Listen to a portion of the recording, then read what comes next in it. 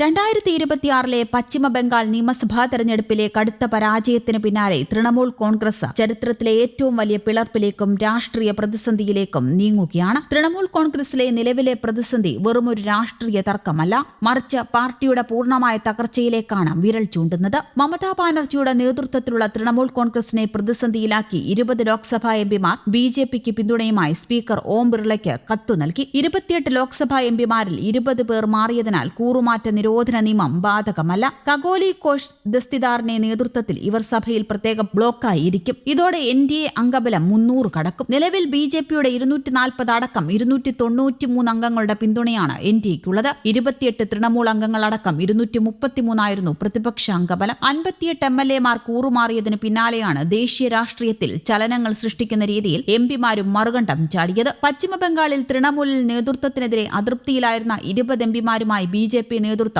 ഏതാനും ദിവസങ്ങളായി ചർച്ചയിലായിരുന്നു. ഇന്ത്യ മുന്നണി യോഗത്തിൽ പങ്കെടുക്കാൻ മമതാ ബാനർജി ഡൽഹിയിലുള്ളപ്പോഴാണ് വിമത എംപിമാർ കത്തു നൽകിയത്. രാവിലെ ഡൽഹി കോൺസ്റ്റിറ്റ്യൂഷൻ ക്ലബ്ബിൽ ഇന്ത്യ മുന്നണി യോഗം നടക്കുമ്പോൾ 1 കിലോമീറ്റർ അകലെ കേന്ദ്രമന്ത്രിയും ബംഗാൾ ചുമതലയുള്ള ബിജെപി നേതാവുമായ ഭൂപേന്ദർ യാദവിന്റെ വസതിയിൽ വിമത എംപിമാർ യോഗം ചേർന്നിരുന്നു. കഗോലി ഘോഷ് ദസ്തിദാറിനൊപ്പം ശതാബ്ദി റോയ്, അബു താഹിർ ഖാൻ, ഖലീലുൽ റഹ്മാൻ, അസിത് കുമാർ മാൽ, അരൂപ് ചക്രവർത്തി, കാലിപ്പദ സോറൻ, ജഗദീഷ് ചന്ദ്ര ബർമ ബസൂനിയ, പ്രസൂൻ ബാനർജി, ഷർമിള സർക്കാർ, രാജിവെച്ച രാജ്യസഭാ എംപി സുകേന്ദു ശേഖർ റായ്, അക്രുസ്മാൻ MLA എന്നിവരാണ് യോഗത്തിൽ പങ്കെടുത്തത്. യോഗശേഷം 20 എംപിമാർ ഒപ്പിട്ട കത്ത് ലോക്സഭാ സ്പീക്കർക്ക് നൽകി. കഗോലി ഘോഷ് ദസ്തിദാറിനെ ചീഫ് വിപ്പായും ശതാബ്ദി റോയെ ഉപനേതാവായും തെരഞ്ഞെടുത്തതായി ഷർമിള സർക്കാർ പറഞ്ഞു. ഇന്ന് സ്പീക്കറെ കണ്ട യഥാർത്ഥ തൃണമൂൽ ആണെന്ന അവകാശവാദം ഉന്നയിക്കുമെന്നും അറിയുന്നു. അതിനിടെ മുതിർന്ന നേതാവും രാജ്യസഭാ അംഗവുമായ സുകേന്ദു ശേഖറെ പാർട്ടി വിട്ടു. അഴിമതിയും കെടുകാര്യസ്ഥതയും നിറഞ്ഞ 15 വർഷങ്ങളാണ് തൃണമൂൽ ഭരണത്തിൽ പശ്ചിമബംഗാളിൽ കണ്ടതെന്ന് സുകേന്ദു റായ് പറഞ്ഞു. പുതിയ സർക്കാരിൽ ജനങ്ങൾക്ക് പ്രതീക്ഷയുണ്ടെന്നും കൂട്ടിച്ചേർത്തു.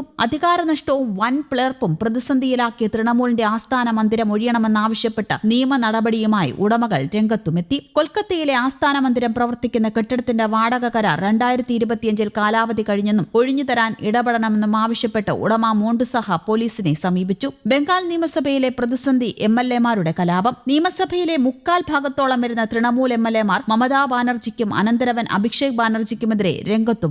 പുതിയ പ്രതിപക്ഷ നേതാവ് പാർട്ടിയിൽ നിന്ന് പുറത്താക്കപ്പെട്ട ഋതബെത്ര ബാനർജിയെ സ്പീക്കർ പ്രതിപക്ഷ നേതാവായി അംഗീകരിച്ചതിനെതിരെ തൃണമൂൽ ഔദ്യോഗിക നേതൃത്വം കൊൽക്കത്ത ഹൈക്കോടതിയെ സമീപിച്ചിട്ടുമുണ്ട്. മമതയുടെ പ്രതിരോധ നീക്കങ്ങൾ ഇവയാണ്. കമ്മിറ്റികൾ പിരിച്ചുവിട്ടു. അച്ചടക്ക ലംഘനവും ഉൾപാർട്ടി തർക്കങ്ങളും രൂക്ഷമായതിനെ തുടർന്ന് ബംഗാളിലെ എല്ലാ പാർട്ടി കമ്മിറ്റികളും പോഷക സംഘടനകളും മമതാ ബാനർജി പിരിച്ചുവിട്ടിരുന്നു. പിന്നീട് അഭിഷേക് ബാനർജിയുടെ നേതൃത്വത്തിൽ പുതിയ ഭാരവാഹികളെ പ്രഖ്യാപിച്ചു. സഖ്യ ചർച്ചകൾ ഇവ. ദേശീയതലത്തിൽ ഒറ്റപ്പെടാതിരിക്കാൻ മമതാ ബാനർജി ഡൽഹിയിലെത്തി കോൺഗ്രസ് നേതാവ് സോണിയാഗാന്ധിയുമായി ചർച്ചകൾ നടത്തി. എന്നാൽ വിമതരെ ഒപ്പം നിർത്താൻ ബിജെപി നേതാവ് സുവേന്ദു അധികാരിയും ശക്തമായി രംഗത്തുണ്ട്. കൂടാതെ വ്യാജ ഒപ്പിട്ടെന്ന പരാതിയിൽ ബംഗാൾ CID മമതയുടെ വസതിയിൽ പരിശോധന നടത്തുന്നതും പാർട്ടിയെ കൂടുതൽ പ്രതിരോധത്തിലാക്കുന്നുണ്ട്. ചുരുക്കത്തിൽ നിയമസഭാ പരാജയത്തിന് പിന്നാലെ ജനപ്രതിനിധികളുടെ കൂട്ടത്തോടെയുള്ള കൂറുമാറ്റം കാരണം തൃണമൂൽ കോൺഗ്രസ് അതിന്റെ നിലനിൽപ്പിനായുള്ള കടുത്ത പോരാട്ടത്തിലാണ്. ലോക്സഭയ്ക്ക് പിന്നാലെ രാജ്യസഭയിലും തൃണമൂലിന് വലിയ ആഘാതമേറ്റിരിക്കുകയാണ്. മുതിർന്ന നേതാവ് സുവേന്ദു ശേഖർ റോയ്ക്ക് പിന്നാലെ രാജ്യസഭാ MP സുസ്മിത ദേവും തൽസ്ഥാനം രാജിവെച്ചു. ഒരു വാരത്തിനിടെ പാർട്ടി വിടുന്ന രണ്ടാമത്തെ രാജ്യസഭാ MPയാണിവർ. ലോക്സഭയിലെ 20 വിമത എംപിമാർ കഗോളി ഘോഷ് ദസ്തിദാറിന്റെ നേതൃത്വത്തിൽ സ്പീക്കർക്ക് കത്ത് നൽകി കഴിഞ്ഞു.